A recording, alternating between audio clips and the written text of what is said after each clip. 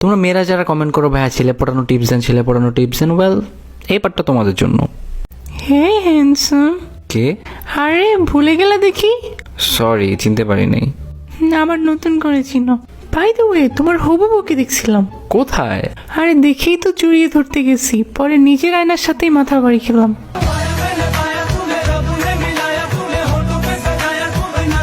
আপনি তো আমার হবু বউ না। তার মানে বউ অলরেডি বানিয়ে ফেলছো? আরে না, কি বলেন? আচ্ছা আমরা একটা ডিল করি, হ্যাঁ? তুমি যদি আমাকে কিছু লিখে হাসাতে পারো তাহলে তোমার সাথে আমি ডেটে যাব। হ্যাঁ, কি লিখবো? ওএমজি, তুমি কত ফানি! আল্লাহ, হাসতে হাসতে শেষ। তো ডেটে কখন যাচ্ছি?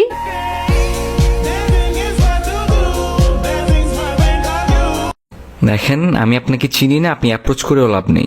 কেন গো, এত সুন্দর একটা মেয়ে অ্যাপ্রোচ করতেছে এত সুন্দর একটা ছেলেকে? আমার অলরেডি একজন আছে।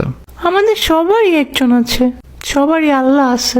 ওইটার কথা বলি নাই। তোমাকে একটা কথা বলার আছে।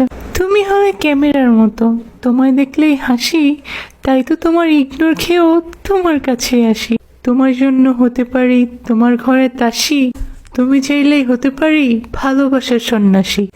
তোমায় নিয়ে কিছু বললে দিব তাকে খুশি, তোমার ঘরের বউ হয়ে রাখবো তোমায় খুশি।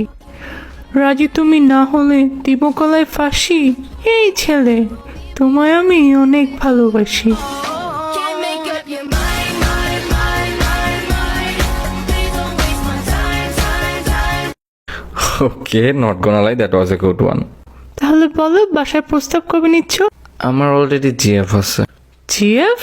হ্যাঁ, 4 বছরের রিলেশন, কিন্তু আমার ফ্যামিলি মানতেছে না।